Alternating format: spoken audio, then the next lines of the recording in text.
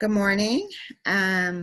We are going to review today the answers for the mathematical concepts May 2016 GLAT examination for grade 6.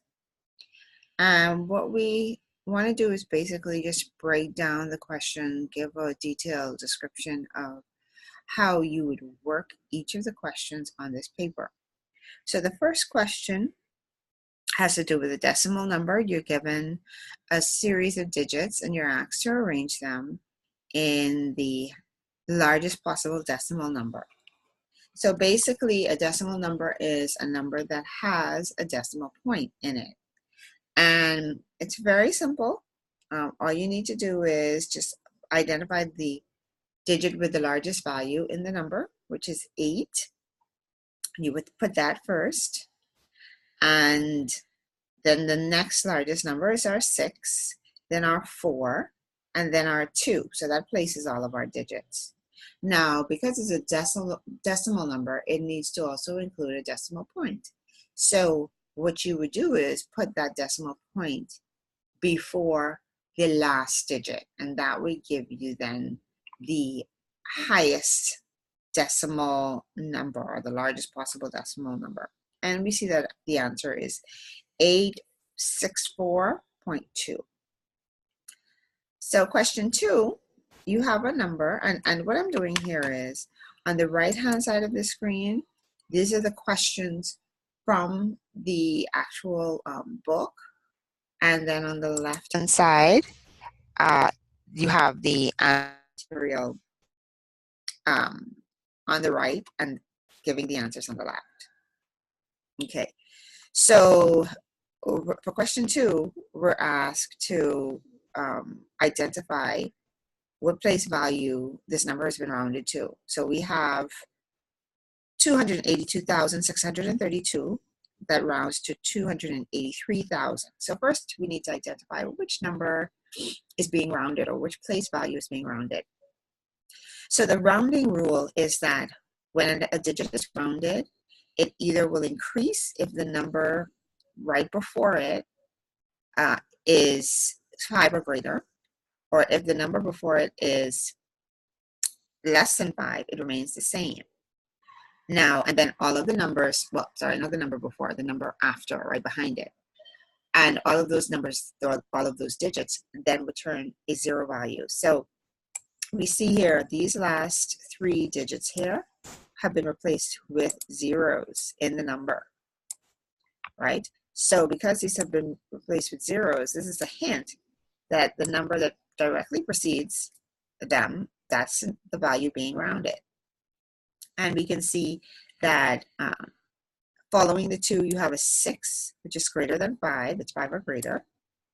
So this 2 returned to a 3. We're rounding up. And that's exactly what happened.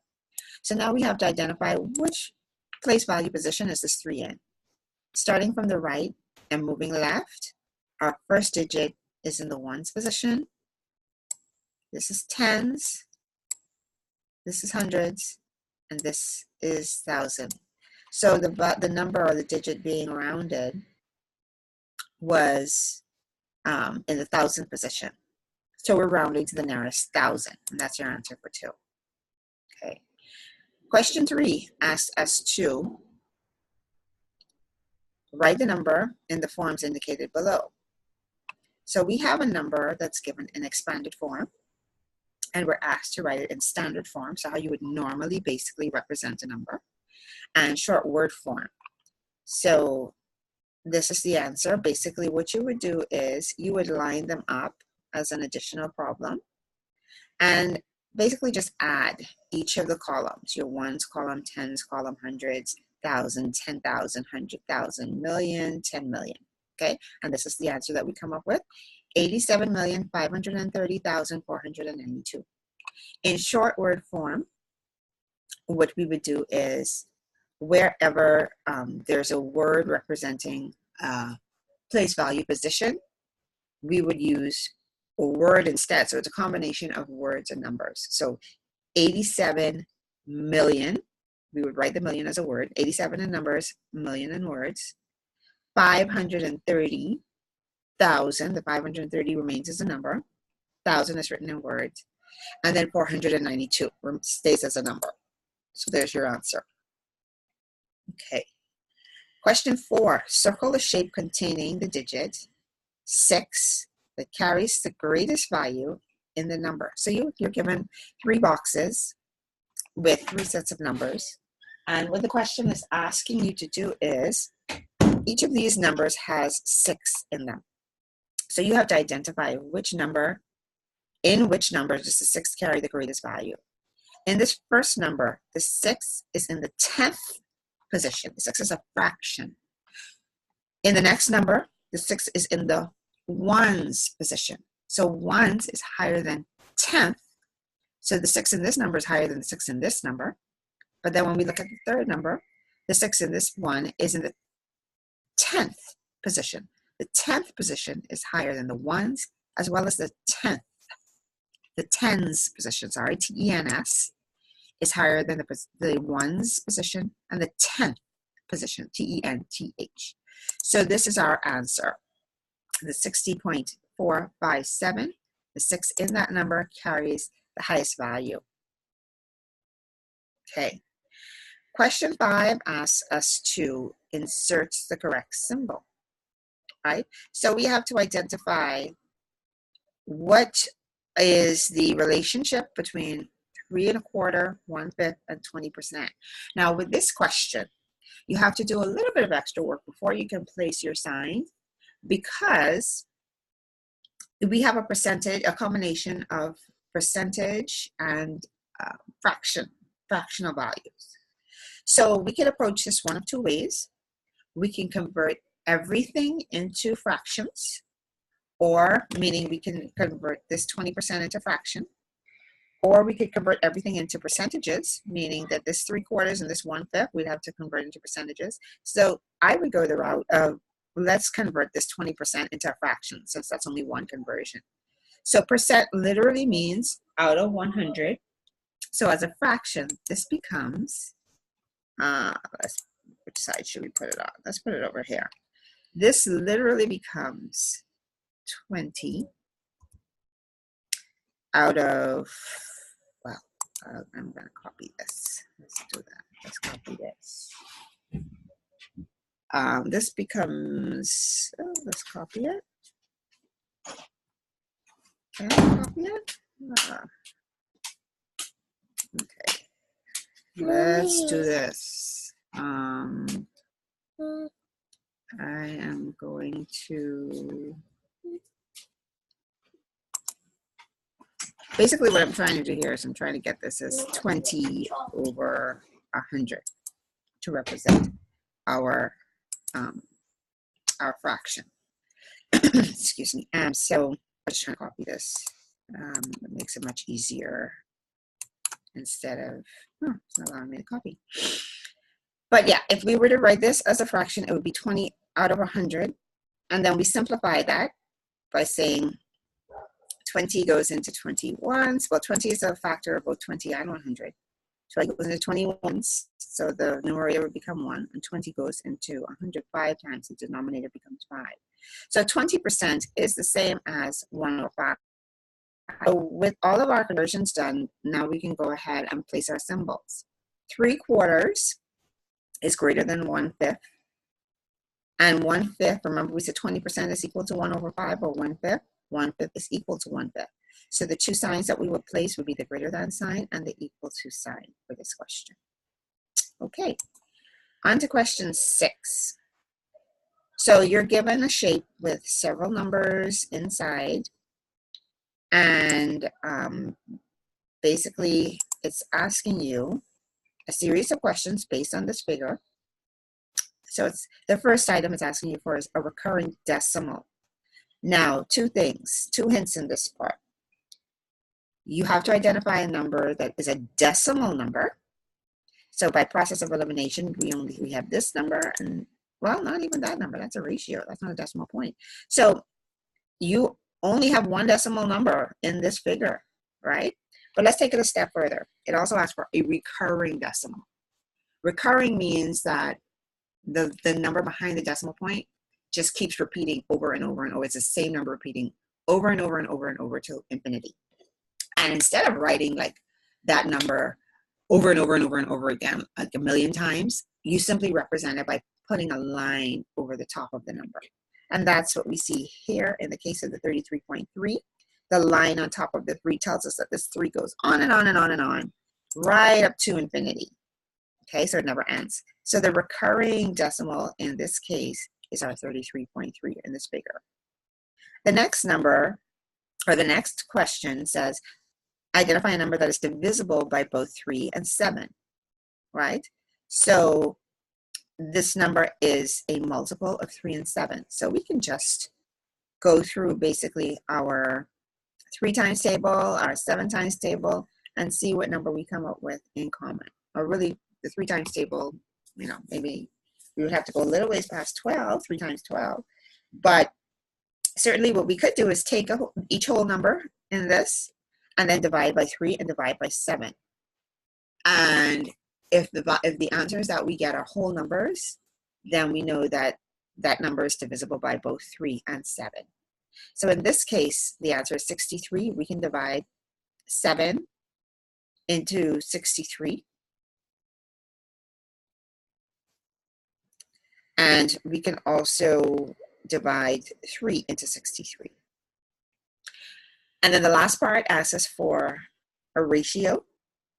So a ratio is a number or a representation of a comparison of 2 numbers. And how that is identified is it has a colon in between the 2 numbers. So the only number here, or value here with a colon in between the 2 digits, is the 3 to 4 right here. Now, part B to this question asks us, what is the name of the shape used to form the tessellation, or to form this figure? And let's see, we have 1, 2, 3, 4, 5, 6, 7 figures. And each of those 7 figures has 1, 2, 3, 4, 5, 6 sides. So a 6-sided figure is called a hexagon. Okay, so far so good? Good stuff. Okay, we're on to question 7. We have a table, and we're going to use the table to answer the questions. And it says it's a bowling game, scores from a bowling game. So we have Brianne playing 7 games, and she scored for each of her 7 games. So the question for the first part, it says, what is the mode of these numbers? Now we need to know the definition of what a mode is. A mode is actually a number, or the definition of mode is, it's the number that occurs most often. So what number that we see that occurs most often? We have 78, 1, 2, 3 times, right? Let's look at the other numbers. We have 90, just 1, 2 times. We have 88, 1 time. We have 70 one time. So the number 78 appears 3 times. It appears most often. So that's our mode, 78. The median, and we need to know what the definition of median is. The median is the number that is smack dab in the middle. So we have 7 values. We do that. We first line the number up in numerical order, right? So we take each number. We start with the number 70. That's the smallest number. So 7. The next number after 70 is 78. So we remember we have 78 3 times. So we write each of those. 78, 78. Okay, that takes care of our number 70 and our numbers 78. Then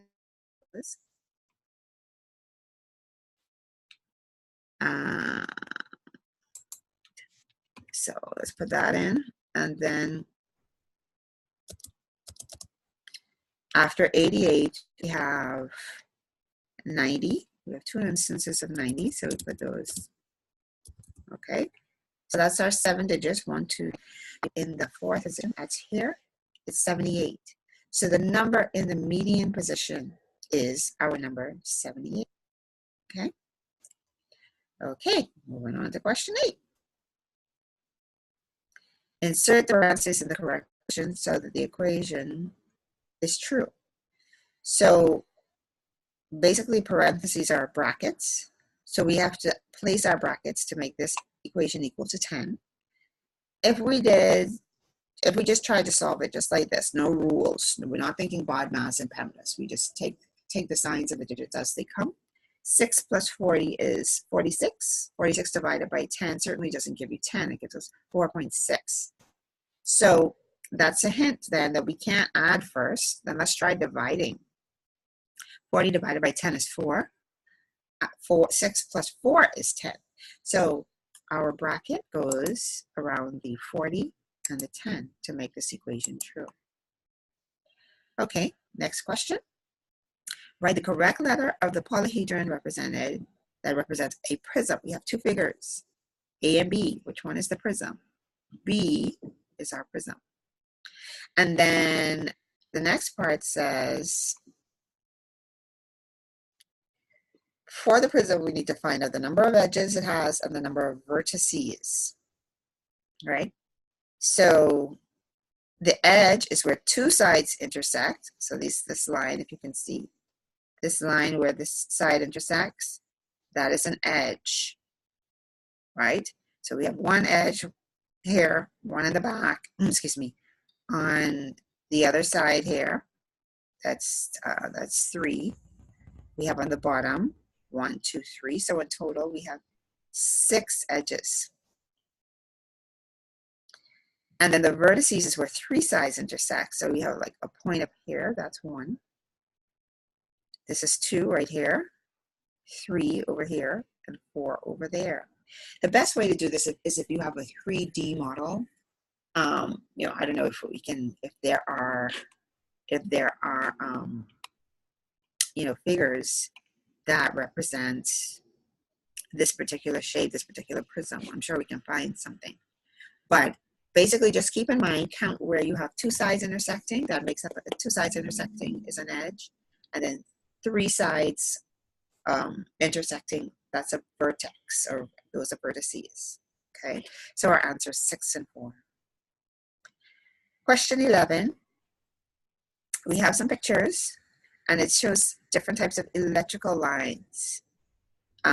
Maybe not 100% accurate, but we're asked to name the geometrical line represented. So A, with all of the little birdies on them, that's our parallel line. Next figure, B, where you have lines crossing, those are supposed to represent perpendicular lines. Okay. Question 12. Yeah, here we go. What time is shown on the clock? So shorthand pointing basically at 12. And then the longhand is pointing just past the 5. So the time shown here is 12:06. And is this AM or PM? Well, if we were to do this, let's see. Well, we know it's AM because the question tells us that the new day has just begun. So the new day has just begun. It's morning. Morning is represented by AM. And then using the answer from the part A, write the time in 24-hour notation. So with 24-hour notation, what we normally do is we take out the colon in the time. And if it's in the afternoon, we add 1,200 hours to it. If it's in the morning, we just take the colon out and represent the number as is. So this is, well, we take away the 1,200 hours from it. So in this case, it's 0.6 hours for the answer represented here. Okay, moving right along, question 13. We have a graph, and it's asking us which day of the week did it rain 2 or more inches than the day before. So we're looking for the value that has, that is 2 greater by 2 than the day before. So Sunday and Monday are the same. It's 1 inch of rain. Tuesday, we jump to 3 inches. So Tuesday is 2 inches more than Monday. Let's look at the others. Tuesday to Wednesday, it adds 1 inch, so that's not it. And then Wednesday to Thursday, we've added 3 inches. And Thursday to Friday, we've added a ½ inch. So according to the question, which day of the week did it rain 2 or more inches than the day before? That would be Tuesday. Tuesday, it rained 2 inches more than it did on Monday. And which 2 days of the week was the rain level the same? Well, that's where the points are at the same level. That's Sunday and Monday, where it was 1 inch of rain both days. Okay, question 15, on to Venn diagram. And I think are we at the end? Yeah, we're at the end of this particular section. So let's just go through this, the Venn diagram. The question says, use the Venn diagram below to answer both parts for question 15. The diagram shows the different modes of transportation students at King's College use to get to and from school. So the kids take bicycle, jitney, or they go by car. Part A says, what is the total number of students that use all 3 types of transportation to get to and from school? With Venn diagrams, it's where all 3 circles intersect, and where they all intersect is this area, and here it's 2. So 2 kids use all 3 modes of transportation. And then lastly, part B, what is the total number of students that did not use any of the types of transportation? So they're asking for in this diagram the area that lies outside of the circle, or the values that lie outside of the circle. And that is 15, according to our Venn diagram. Okay, so that's it. We're done with this particular paper. This was the mathematical concepts from the May 2016 grade 6 mathematics GLAT examination. If you want to get copies of the answer keys, let's refer you to the website. I'm just trying to scroll to where that would be. You can certainly get copies of, here it is. You can get all your answer keys from this site.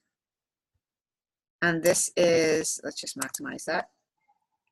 This is http://step-above10.teachable.com/courses/GLAT-workbook-answer-keys.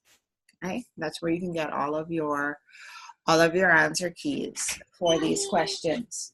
And if you want to get the workbook that goes along with these answer keys, they are available in bookstores in the Bahamas, and they're available on Amazon.com. I just want to give you an image of what they look like so that you know, if you do happen to go into a local bookstore, if you're looking for it online, you know exactly where to go. Let me just find the picture so that you have an idea.